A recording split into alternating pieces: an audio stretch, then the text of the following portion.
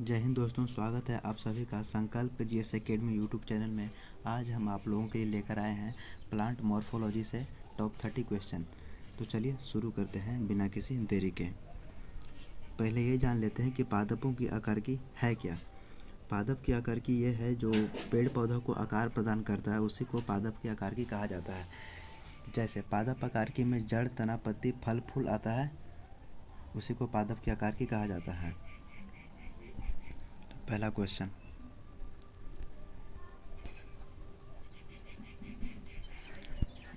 पादपों में किस संरचना के द्वारा जल ऊपर चढ़ता है। ये तो आप लोग को भली भांति पता होगा। इसका right answer xylem, option A हो जाएगा। एक बीज किसके अभाव में अंकुरित हो सकता है। तो ये पर्याप्त प्रकाश के अभाव में अंकुरित हो सकता है। जब प्रकाश नहीं भी रहेगा तो ये बीज अंकुरित हो सकता है।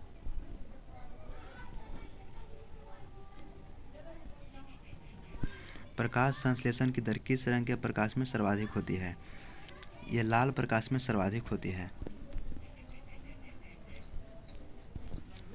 जीवाणुओं द्वारा नाइट्रेट को वायुमंडलीय नाइट्रोजन में परिवर्तित करने की प्रक्रिया क्या कहलाती है। यह कहलाती है विनाइट्रीकरण। किस क्रिया के दौरान सौर ऊर्जा का रासायनिक ऊर्जा में परिवर्तन होता है। यह प्रकाश संश्लेषण के दौरान होता है। निम्नलिखित में से कौन से हार्मोन वृद्धि रोधक के रूप में कार्य करता है। यह साइटोकाइनिन है मुख्य रूप से, लेकिन साथ में एब्सिसिक अम्ल मुख्य रूप से, और साथ में एथाइलिन भी होता है। राइट आंसर ऑप्शन सी हो जाएगा।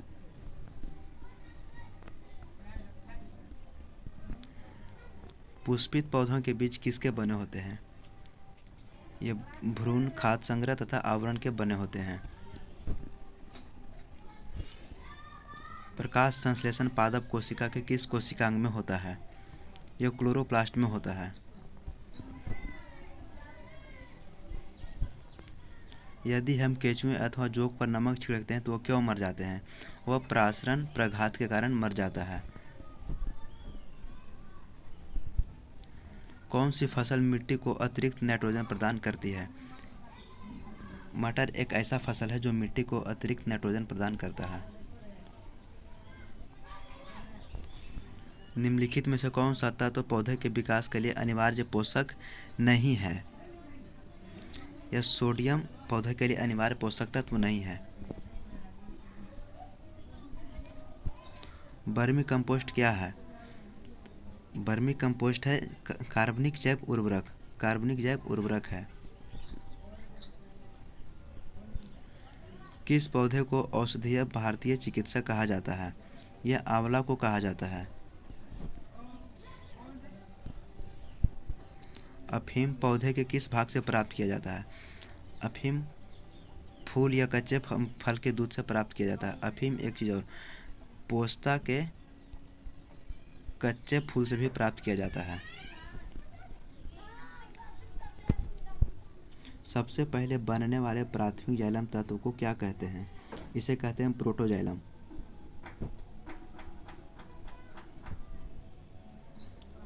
कॉफी पौधे के किस भाग से प्राप्त होती है। कॉफी पौधे के बीज से प्राप्त होती है। रेशम के कीट सामान्यतः किस पेड़ पर पाले जाते हैं। रेशम के कीट सामान्यतः शहतूत के पेड़ पर पाले जाते हैं।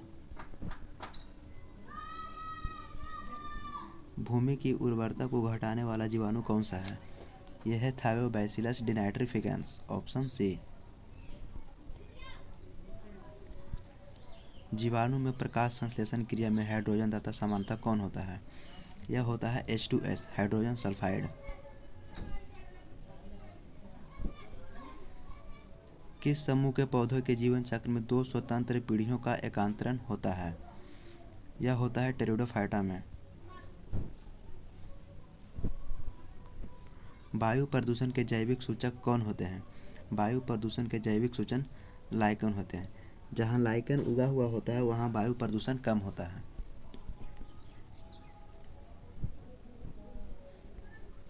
अंडाशय विहीन पुष्पोद्भिद क्या कहलाते हैं।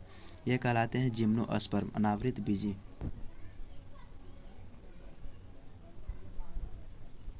बरगद की शाखाओं से निकालने वाली जड़ों को क्या कहते हैं?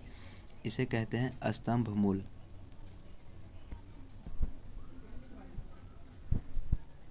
परजीवी पौधे अपने पोषद से किस अंग द्वारा भोजन और जल का अवशोषण करते हैं?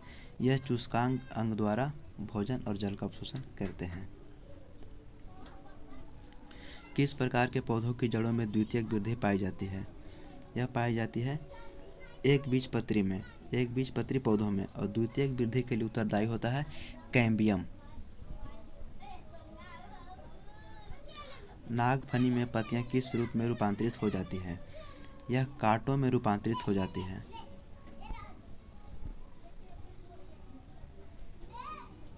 गेहूं, धान एवं जौ में कैसी जड़ें पाई जाती हैं? इसमें फाइब्रस रूट पाए जाते हैं। हिंदी में इसे तंतुमय जड़ भी कहते हैं। कौन सा मरूदभिद जीरोफाइट पौधा उत्तर प्रदेश और बिहार के मैदानी क्षेत्रों में पाया जाता है?